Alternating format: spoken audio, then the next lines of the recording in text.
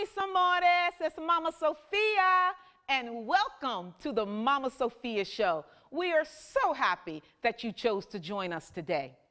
Here at the Mama Sophia Show, we know that health and wellness is so much more than just fitness and nutrition. It's a lifestyle that includes faith, food, fitness, finances, family, friendships, fashion, and fun. And we are here for it all. What you can expect in the next couple of weeks is conversation, entertainment, and inspiration. It is my passion, my purpose, and my plan to encourage you, motivate you, inspire you, and uplift you to live the very best life you can, spirit, soul, and body. Because faith, food, and fitness is central to our mission, you can also expect great conversations and guests that's going to help us get to where we need through these very troubling and trying times. You're not alone, and we're all in it together. And health and wellness is one of those things that brings us all together closer rather than separate and divides us. And so it is my hope that you stay tuned to learn tips and listen to our talks as we teach you ways, again, to be healthy, spirit, soul, and body. Stay tuned.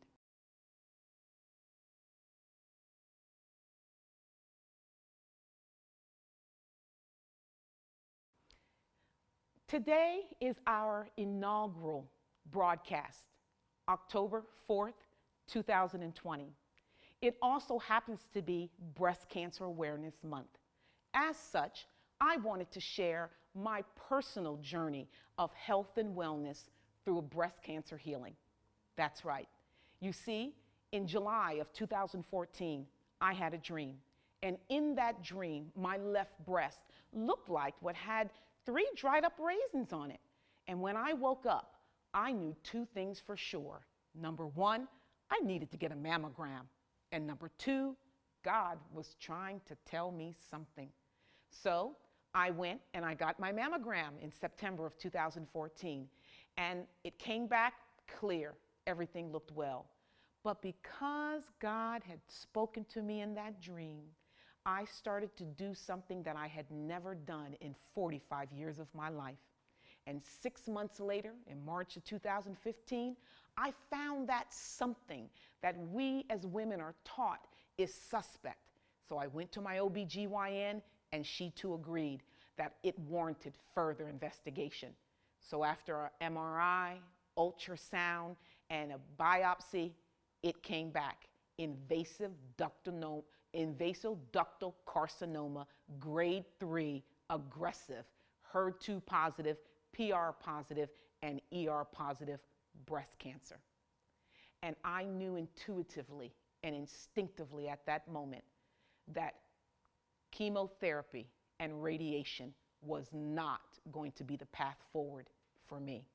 So I sought second and third opinions and finally decided on a mastectomy with bilateral reconstruction and a DIEP flap.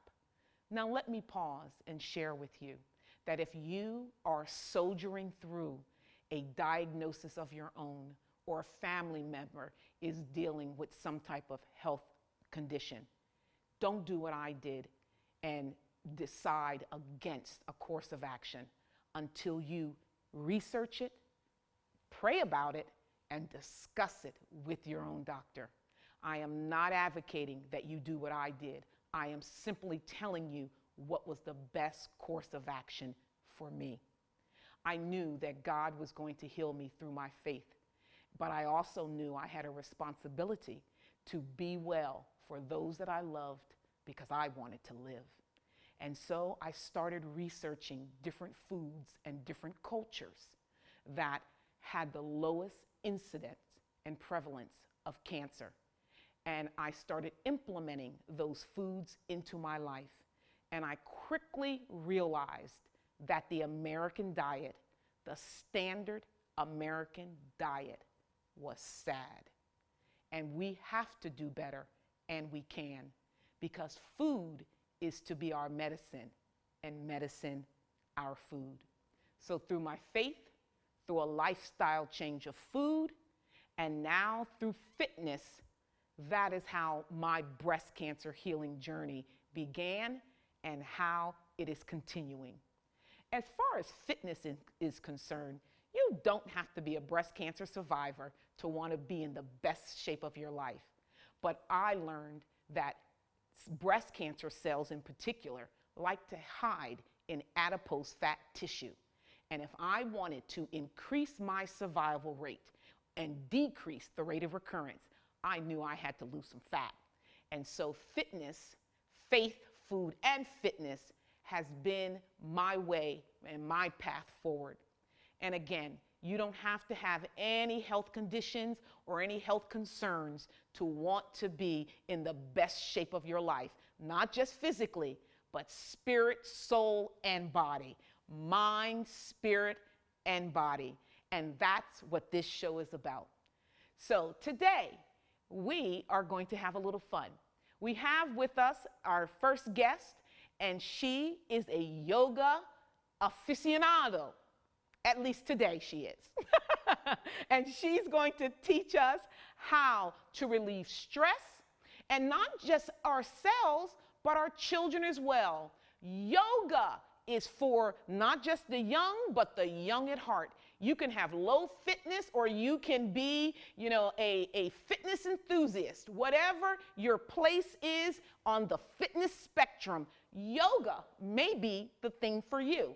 And I encourage you, if yoga is not, then there are other things that you can do to get your body moving, things that you enjoy that will pump up that heart rate, develop flexibility and great muscle tone in your body so that you look good, feel good, and are good. And so stay tuned for our next yoga demonstration. And welcome back to the Mama Sophia Show. As promised, I am here with my delightful guest, Allison Margulies. And Allison, by trade, is a teacher in the public schools here in Philadelphia.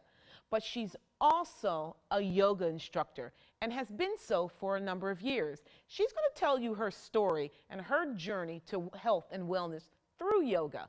But first, let me tell you that Allison every year has a retreat in Colombia where she teaches yoga. Isn't that impressive? Allison, bienvenidos. Welcome. Thank you. So tell us, how did you begin and get involved in yoga? So growing up in Philadelphia, I grew up in Mount Airy. Yoga was all around, and it was boring, and I had absolutely no interest. And it wasn't until I moved to Mexico when I decided I wanted to learn Spanish, because I was working in Kensington, and my anxiety was really high. I started to get panic attacks, and I started to do yoga there. And when I came back to Philadelphia, I started to practice here and decided to eventually do a teacher training. It's helped me with my anxiety and helping to support other people along that journey as well. So you're telling me that yoga, practicing yoga, helped you in a time and a place where you were unwell, right? And it really helped your mental state. Okay. Do you think that that would be the standard for most people? How does yoga help your mental state? I think yoga, this is a perfect time because it involves, all you need is, you don't even need a mat. So you don't need a lot of resources in order to do it. You don't need a lot of space in order to do it. It's something that can be done with kids of any age, with people with any ability. And so therefore it's a really perfect time. And there's a lot of access to it online through Zoom classes. And it is a way for a family to integrate 10 minutes, a half hour, an hour, whatever you want in order to fill the time as you're at home right now. Okay, so during this time of social distancing, we still have the obligation to get moving and to be well, right? So you're saying yoga is for the young at heart as well as the young, okay? So what if you're a low fitness person and you haven't been moving, or better yet, you're stuck at home and you're deactivating all your muscles because you're sitting a long time? How can yoga help us combat that? So the biggest thing is for those of us who are used to being active. I'm a teacher. I'm used to walking around, standing around as I teach high school Spanish. So right now I have to sit all day. So our glutes are being deactivated. It's the biggest muscle in our body, which affects the tightness in our legs, our low back, our core. And so it's important to get yourself moving. And with yoga, whether you're able to, move and you have an ability to do a split or not, wherever you're at, yoga will meet you where you're at. You can do it from a chair. Yoga literally means to yoke together movement, breath, and intention. So as long as you're able to do those three things, you're doing yoga. Yoke together, breath, movement, and intention. I like that. I've never heard that. So let's talk about that. The breath part. How fundamental is breathing to yoga? Breathing is the most important part. Breathing is one of the only abilities that we have where it is automatic. So we're just naturally doing it. And so therefore we take advantage of the fact that it just happens. In a healthy body, we're always being breathed. And so therefore the ability to control your breath is something that we don't realize how much control that we really have. So diaphragmatic breathing, which means a belly breath, which babies do, we lose in our culture because we're so worried about sucking in our stomach. And this makes us really anxious because we're always chest breathing. So it's a beautiful concept to be able to bring into your family, to bring into your home, this idea of how to breathe and how to be conscious about the breath. And thereby,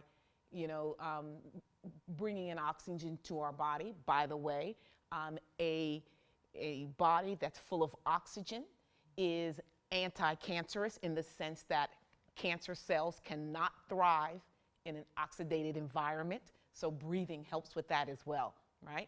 So would you show us some things? But take us slow. Treat us like we're 4 years old. Show us how important breathing and movement are, and maybe 2 or 3 poses that will help us combat all the sitting that we're doing. Can you do that for us? Awesome. Okay, we'll join you on the mats with Pico.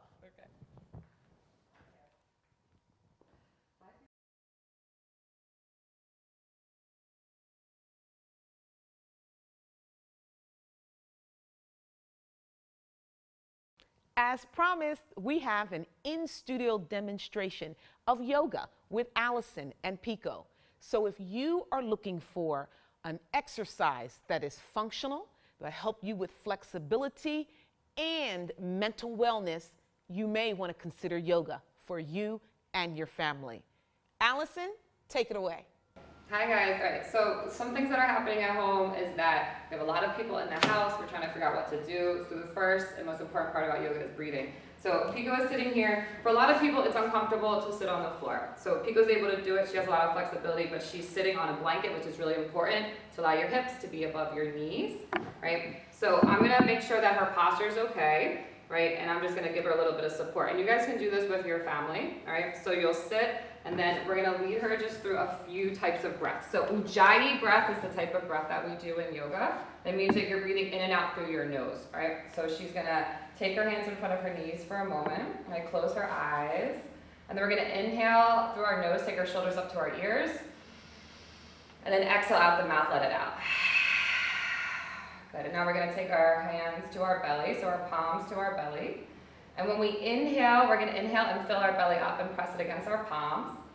And then we exhale, we're gonna let our belly draw back in. So one more time, inhale, fill your belly up, press the breath down towards the floor, and when you exhale, draw it back in. And so this is how we focus on the breath, and we try to take what we call diaphragmatic breath, this belly breathing, right? And we do this so that we are returning to our original breath. We're gonna breathe like babies, all right? This is how we used to breathe. We try not to just take the breath in and out through the nose.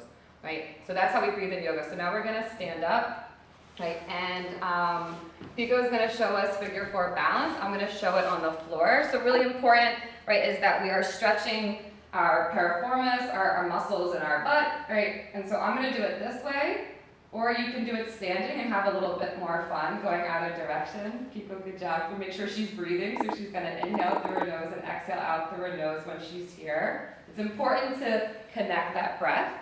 All right, and then we're gonna just have some fun with tree pose. So standing up, all right, we're gonna do tree pose. So, okay, we're gonna stand up, whichever leg you want, right? Kids love to do this, all right, and adults love to do it as well. So you stand on a leg, give it a little bit of a, a bounce here. You can either just do kickstand and just stay like this, open up your hips, right? You can take your sole of your foot to your calf, no joints. You just don't wanna put it on your knee. Or you can take it up towards the thigh. Right, depending on the texture of your pants, you might slip, all right? Draw your belly in, right? Good. And then let your shoulders open a little bit more and breathe. Beautiful. All right, nicely come out, all right? So When you exhale, you want to come out on that exhale, right? And then our last one, we're going to do a partner pose. So this is fun to do, right? It's called double boat. So boat by itself is important because it's engaging your core, right? And your core being strong is going to help to protect your low back. So we're going to do double boat together. Pico's super strong, so she pushes my legs a little bit. We're going to keep your knees inside, right, inside of your arms. We're going to push up one leg at a time. So we're going to put our foot together, try to straighten up. All right, and then depending on, and flip the other one, good, knees in, nice, good. And so if you can straighten, then we're gonna breathe here. I'm gonna tell you, inhale, exhale, nice, all right? And then we're gonna slowly come down, try not to drop each other. And as they're breathing, notice this is good teamwork and this is a great functional activity for the entire family. Stay tuned, we've got more coming up. Cut.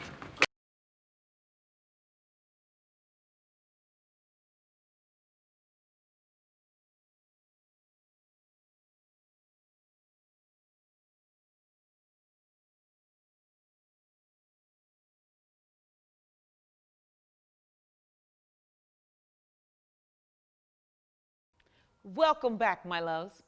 In these final moments we have together, I want to encourage you to sleep well and to sleep tight. In order to do that, there may be some things you need to do to prepare yourself for a good night's rest. Did you know 1/3 of your entire life is spent in the bed or asleep? So just think about that mathematically. If we live to 90 years old, we spend 30 years asleep, or at least we should. And regardless if you are a high-functioning individual like Bill Gates and you only get 6 or 7 hours of sleep, or you're sleeping like a baby 10 to 12 hours, the hours don't matter. What matters more is a quality night's rest. And if you are like millions of Americans who have trouble falling asleep, there are some things that you can do to make sure your body gets the rest, the recovery, and the rejuvenation that sleep should bring to our lives. And you may be wondering what I mean. And here are some things that you can do at home to make sure the quality of rest that you get is optimal, okay? So number one, if you have a hard time falling asleep, you want to prepare your mind and your body for rest. So that may mean not having any electronics 3 to 4 hours before bed, okay? Because the EMFs, the electromagnetic fields wiring our brain, it takes some time for us to wind down, so to speak. And speaking of electronics, did you know it is best to have your bedroom free of them? Even charging your phone, because you are literally sleeping under a blanket of electromagnetic field, and that's not necessarily good for you. So that would be my first recommendation. Another recommendation would be absolutely to not eat after 7 p.m., whatever time zone you're in. Some would say 6, but in our culture, that's a little difficult, right? Sometimes we get a late start at dinner. So at least by 7 p.m., you don't want to eat anything. You need to give your body ample time to digest the food that you've taken so that your body can be at rest through the night, okay? In addition to that, how many of you remember when your grandmother used to turn your bed down at night? I sure do. And what that literally means is getting your bedclothes, your sheets and things acclimated to room temperature. Instead of jumping in a cold bed, you want to make sure it's room temperature so it's not a shock to your muscles. And speaking of your muscles, it's always a great idea to take a bath or a shower before you go to bed. You never wanted to get into a bed unclean. As a matter of fact, even for guys, it's best you take a bath, a bubble bath. Why, you may ask? Because the bubbles insulate the water, it stays warmer longer, and your muscles have the opportunity to relax and soothe themselves in that water. And so by the time you get into the bed, you're relaxed. Sounds good, right? It's sometimes easier said than done because we are just so used to, in this fast-paced society, eating when we want, sleeping when we want, just doing anything we want. But we've got to be gentler to ourselves, and we have to help ourselves be in the best state that we possibly can. So making sure that you get a good night's rest is absolutely important. So the next time you hop into bed, ask yourself, have I created the environment for a quality night's rest? Thanks for listening.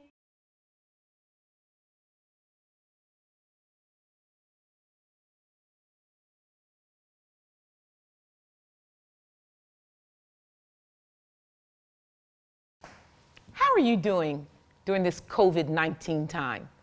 Or is it COVID-20 or 25 for you, depending on how much weight you may have gained? Well, if that's the case, you are not alone. In fact, in these trying times of social distancing and almost seems like we're canceling life, we cannot be overcome. We must be overcomers. And in fact, that may mean we may need to change some habits or ways of life that we've held dear to us. One of the things that we can do to combat the obesity problem in America and in our household is look at what we have in our cupboards and our refrigerators. We may need to do some spring cleaning there. We may need to throw some things out and add some new things. We spoke earlier, and I shared with you that America has one of the worst problems in the world for obesity, and that's not just adults. Our children are suffering from the epidemic as well. And now that we have them close by, there's things that we can do to help eradicate or mitigate that problem, at least in our own families. One of the things I'm a huge proponent of is introducing our children to foods that they normally wouldn't eat, like eggplant.